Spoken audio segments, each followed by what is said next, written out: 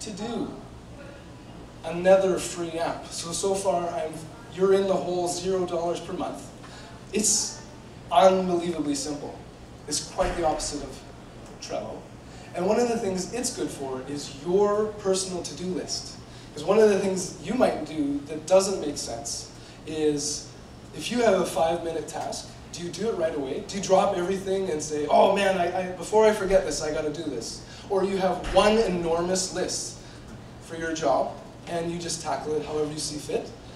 For me personally, I do very different things on Mondays than I do on Wednesdays. And if you said, hey, follow up with me sometime, I would go, yes, and there's a someday box down here, and I would write it down.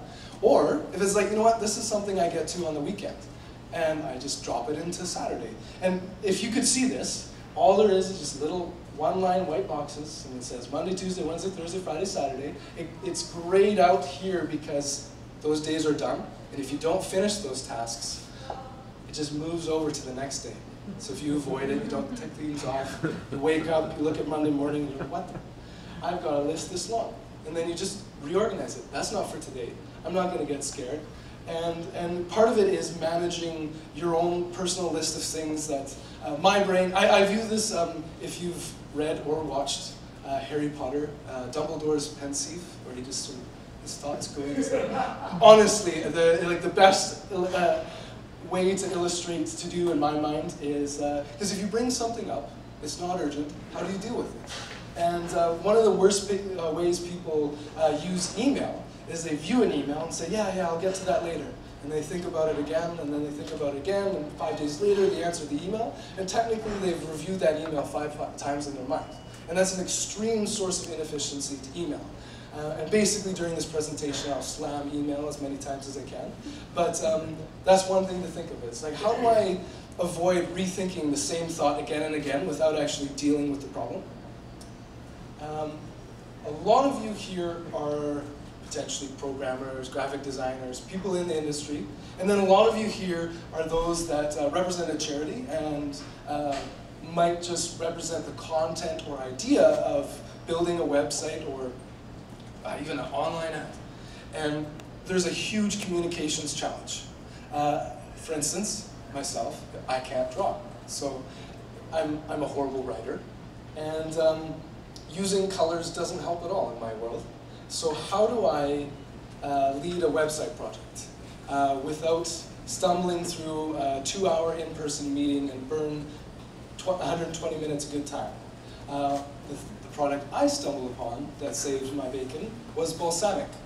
And it is incredibly amateur friendly. It's again, another web client, but you can also download it for your iMac and web or desktop. There are 2 points on their website say it all, and because of the lighting, I might have to read it out.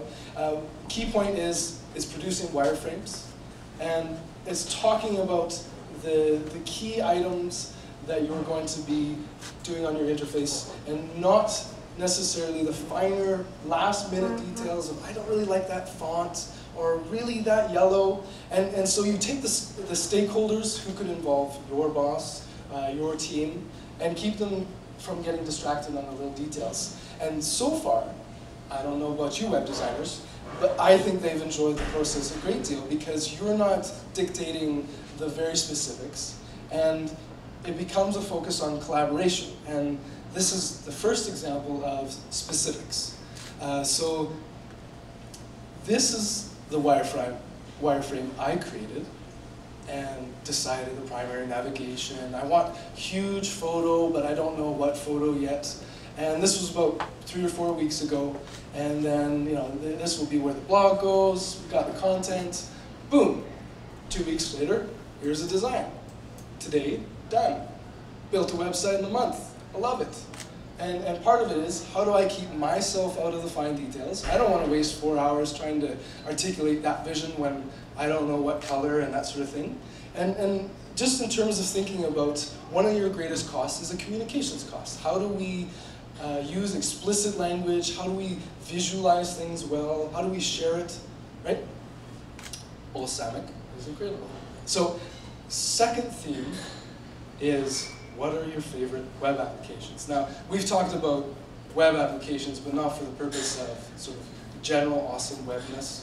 Those were confined to the world of productivity.